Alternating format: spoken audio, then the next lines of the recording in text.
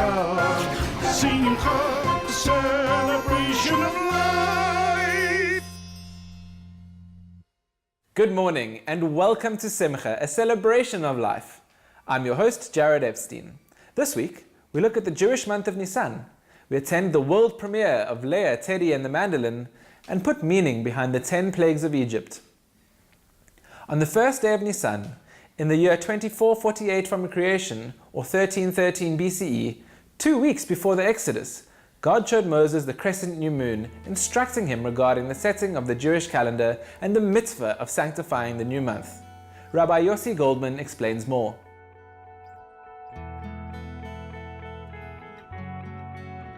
Nisan is the very first month in the Jewish calendar, and it goes all the way back to the very beginning of the Jewish people back in Egypt. They had not yet even been formally constituted at Mount Sinai. They were still just about to become a nation, just before the exodus from Egypt. And God appeared to Moses and Aaron and said to them, HaChodesh hazeh lachem, this month of Nisan shall be the first of the months of the Jewish calendar. So it's interesting that Nisan has in it the word nes, which means a miracle. And in fact, the greatest miracles of history happened in that month. The exodus from Egypt, splitting of the sea, the 10 plagues before that. So God was telling them that ours would be a lunar calendar. We would follow the moon rather than the Gregorian calendar, January through December, which follows the solar calendar. Solar calendar we know is 365 days. The lunar calendar is usually 354 days, 11 days short. That's another whole discussion, how we reconcile the two with leap years now and then. But the point was that ours was to be a lunar calendar, and Rosh Chodesh, the new moon, the first new moon given to us was Nisan, and the Jews were told that on the 10th of Nisan they should take a lamb. On the 14th, they should slaughter it, they should prepare it, lamb on a spit, and families in Egypt, family by family, would enjoy the first Seder in history, the first Passover. They would enjoy that meal together, and that night at midnight would be the terrible plague of the firstborn, and the Israelites would be spared. And the next day, Pharaoh, the evil despot, who refused to let my people go, will suddenly beg them to please go. So that's the history. What does it mean to have a lunar calendar? It means that we Jews are a little bit like the moon. Not that we're lunatics, but we wax and wane like the moon does. We too have had many, many ups and downs throughout our history. That pattern still continues. A generation ago, we were down and out, lost a third of our population to the Nazi Holocaust. Today, we're this year going to be commemorating 70 years of a modern state of Israel. The Jewish people are revived. The Jewish people are thriving, not only in Israel, but around the world, including right here in South Africa. So this is the pattern of the moon, the waxing and the waning. The moon is full on the 15th of the lunar month. Then it goes down and down and down, almost invisible in the sky at the very end. And then suddenly there's a rebirth. There's a new moon, Rosh Chodesh, new light, new hope, new chances for a brighter future. That's a very important message of the moon, and it's very, very personal, intimate connection with the Jewish people. Another idea here is that what was the very first commandment given to the Jewish nation, even back in Egypt? It was the calendar. It was not to sanctify an object, to do a particular mitzvah, fulfill a certain commandment, do this, don't do that. That would come later at Mount Sinai. The very first commandment was the calendar, meaning the commandment that we should sanctify time. Nothing less than time itself needs to be sanctified. Today we have time management courses It's funny, I once signed up for a time management course, but I couldn't make it. I had no time. So the idea is to sanctify nothing less than time itself, to use our time on this earth constructively, wisely, meaningfully, and in a spiritually appropriate way. And that's how we consecrate and sanctify time. Now, I know it can be confusing that we say Nisan, when Pesach falls, is the first month of the year. What about Rosh Hashanah? Surely that's the first month of the year, most people would think. In fact, the Torah, the Bible, describes Rosh Hashanah to take place B'chodesh Hashvi, in the 7th month. So, without going into a whole long explanation, basically, Nisan is the first of the months, and we count the months in that order. Nisan is the first, Iyar the second, Sivan the third. So Tishrei, the month in which Rosh Hashanah falls, is the 7th month, but Rosh Hashanah begins a new calendar year. So perhaps another time we'll explain that seeming anomaly.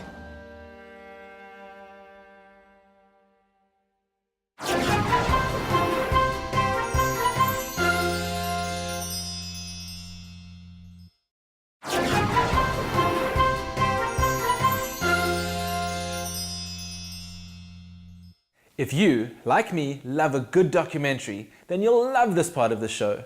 Leah, Teddy and the Mandolin is a story of warmth and spirit that spans generations and rekindles a special spark. Explored through 10 years of archival footage, the documentary shows how nostalgia can be translated into a contemporary cultural celebration that is both emotional and meaningful.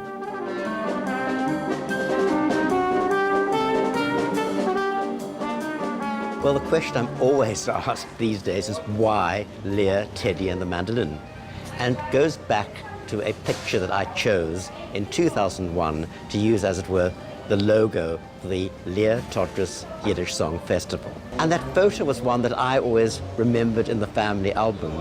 These two very innocent-looking children. It was obviously a photographer's studio, and that painted background, and all very nostalgic. And basically we were tapping into a sense of nostalgia. We're tapping into the past. We're trying to reconnect to Eastern Europe. And a lot of South African jewelry are from Lithuania. So Leah, Teddy and the Mandolin.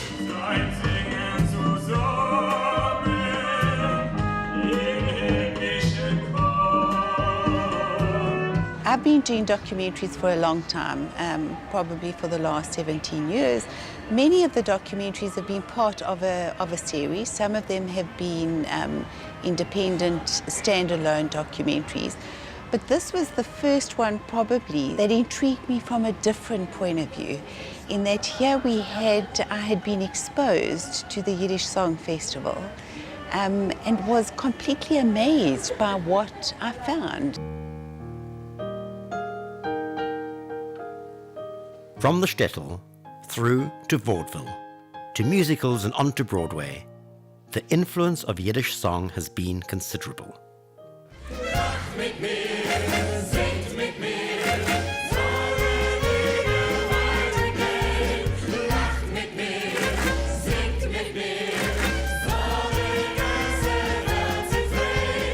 To me, it was very important to create a documentary to tell the story of how Yiddish song found a life of its own. It seemed as if that old relic, which had been lying forgotten, was allowed to flourish all over again, and people responded in a most remarkable way. But besides that, I really wanted to pay tribute to the remarkable talent we have in Cape Town. Both the artists and the team we worked with. The only word to use is a good Yiddish word. We became a mishpocha. We're a very tightly knit family that worked together, and also saying thank you to the people of Cape Town who embraced Yiddish song in such a wonderful way.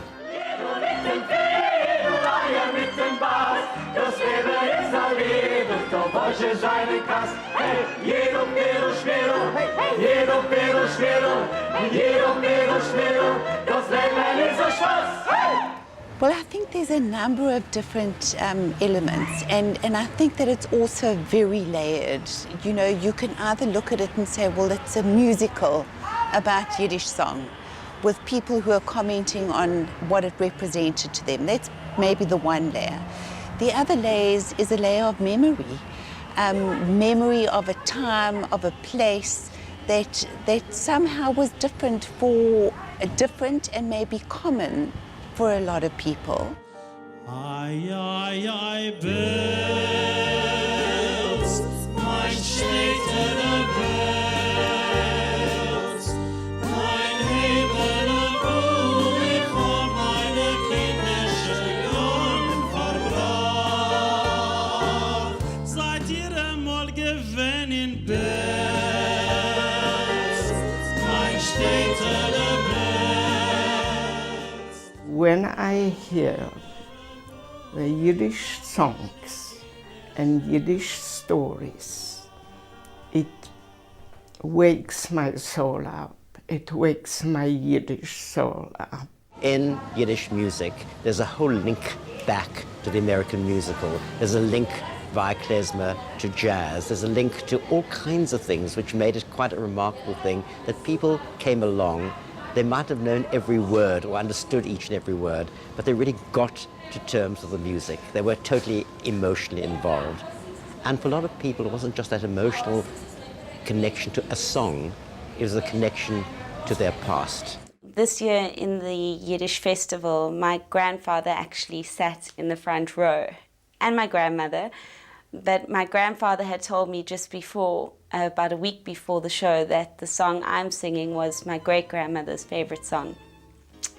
So I remember seeing him very emotional, and the whole audience was sitting there with these huge grins on their faces, and you could see they were very moved. You could feel it. You're really swell, I have to admit you deserve expressions that really fit you. So I rack my brain trying to explain all the things that you do to me. Bei mir bist du schön, bei mir hast du recht. Bei mir bist du schön means that you're grand. The music allowed one to go onto a roller coaster of emotions. You know, one minute you were dancing in your seat, the next minute you were crying, the next minute you were clapping, or you were tapping your feet, and I just enjoyed this very interesting flow of music that I didn't really understand completely what they were singing about, but the music resonated with me.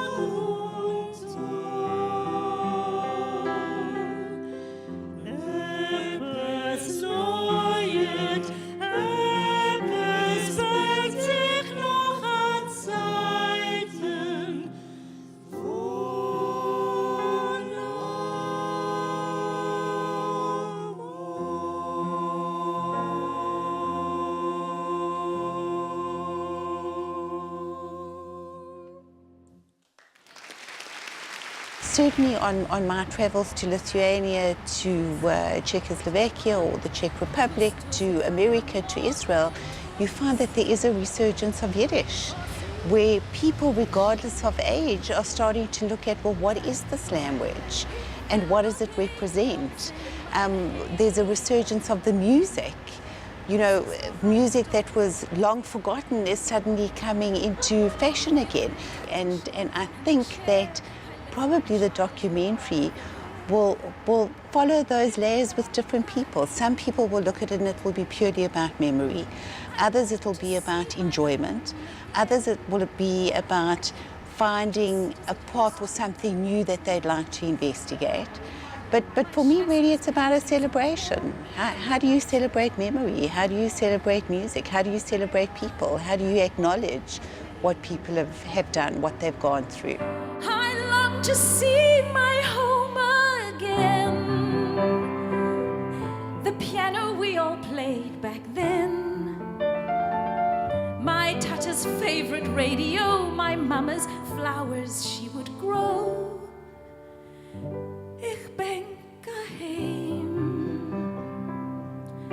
The the steps on which I scraped my knee, the wooden gate, the lemon tree. These precious memories I keep, weil die Zeit kommt nicht zurück. Ich denk aheim. Ich denk aheim.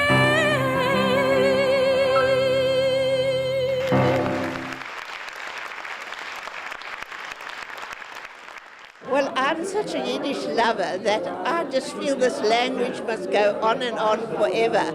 And being involved with the Cape Jewish Seniors since its inception, I have been to every concert, and this film was superb.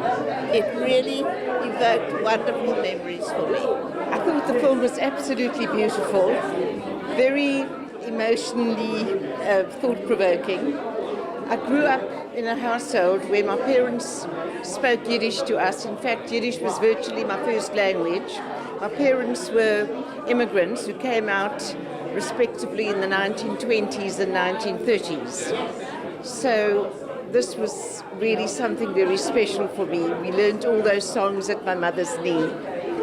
And das ist von mir gewesen sehr geschmackt. In other words, very tasty. Ich weiß nicht, was zu sagen. Ich bin übergenämt. I think that means overwhelmed. Rosnik is a mandolin. I used to sing that as a child. I was born in Kovna many years back, and all the memories. But I thank you so much for allowing us to enjoy this memorable evening.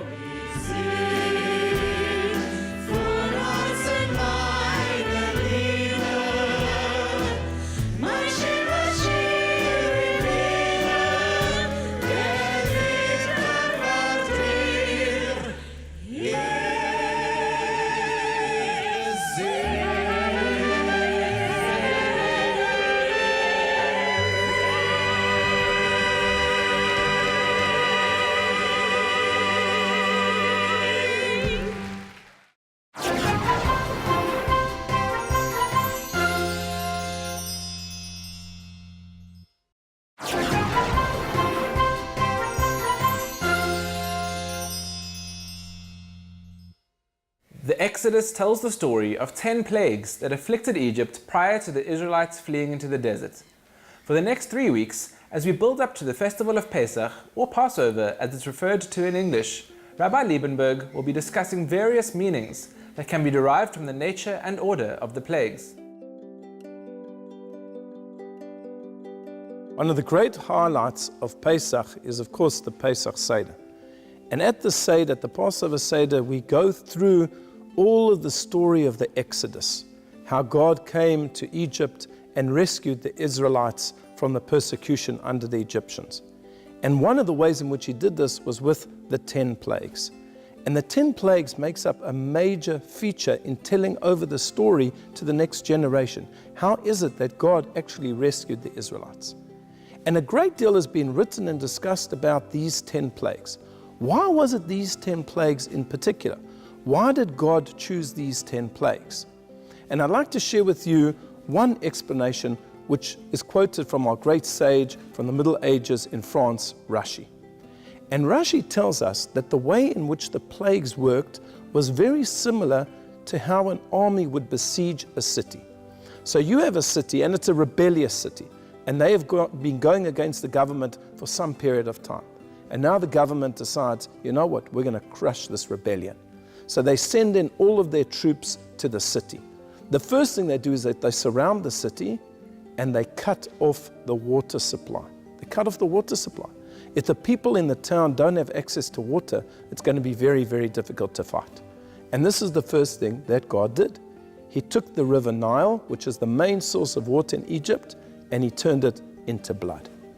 The second thing that the soldiers do is that they take out trumpets and they blast these trumpets. And this creates terror on behalf and on part of the people who are living in the city. They're absolutely terrified. There may not even be that many soldiers, but they hear all of the blasting of trumpets. Well, this was the second plague. the second plague was frogs. And the frogs were croaking and croaking all over Egypt, and it was absolutely terrible. It was deafening. Then the next thing that happens is that the archers come. The archers come against the city. There's those city walls, and the archers shoot arrows into the city. Well, this was the third plague, the lice. The lice were in the ground, and they jumped up, they sprung up onto each person, onto the cattle, and everyone became terribly itchy. The next thing that the soldiers do is they bring wild animals, cheetahs, lions, tigers, elephants, and they try to send them into the city to barge down the walls. This was the fourth plague, the plague of a mixture of different wild animals. Then the army decided what they have to do is kill off the livestock. We're going to destroy, we're going to starve the people in the city. So they start to kill all of the beasts. And this, of course, was the next plague, that there was pestilence that killed all of the livestock in Egypt. What after that? Well, now the soldiers begin their military tactics. They begin to climb the walls of the city. They take boiling hot oil and they pour it over the walls, trying to pour it onto the inhabitants and the soldiers who are protecting the city.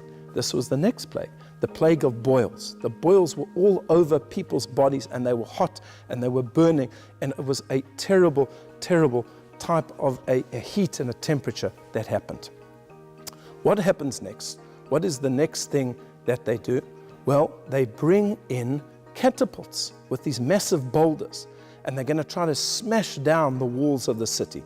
This was the next plague, the plague of hail, because it wasn't just regular hail, it was actually ice and fire mixed together. It was like a city that was being bombarded by these incredible siege engines. Then, what does the army do next? They come in their masses, droves and droves of soldiers. They've now broken through the walls and they come in great droves. This was the next plague, the plague of Arbe, the locusts. The locusts come in an enormous number. That's why Arbe in Hebrew is from the word Rab, which means many. Now the soldiers have gotten in. Once the soldiers have gotten in, what's the next thing that they do? They start to apprehend the people in the town, especially the leaders, and they put them into jail. This was the next plague, the plague of darkness. Suddenly, for an entire week, there was complete darkness in Egypt, and everybody was trapped in their house. This is like the soldiers who are incarcerating everything. And the last thing, now they've beaten the city, the siege has worked, they have to take the leaders of the rebellion and put them to death, because after all, they rebelled against the government. And this is the final plague, the plague of the killing of the firstborn. The firstborn represent the leaders of each family of the Egyptians, and these were killed. So Rashi explains that the entire staging of the 10 plagues was very similar to the way in which an army besieges a city. In this case, Hashem was besieging the entire country of Egypt because they had rebelled against him. They had persecuted the Israelites for over 2 centuries. And ultimately, he brought them to their knees, and the Israelites were saved. That brings us to the end of this week's episode of Simcha. I really think we need to make these longer, don't you? Send us a Facebook message telling us what you enjoyed most about this episode. From me, Jared Epstein, and the Simcha team, we wish you a plague-free week.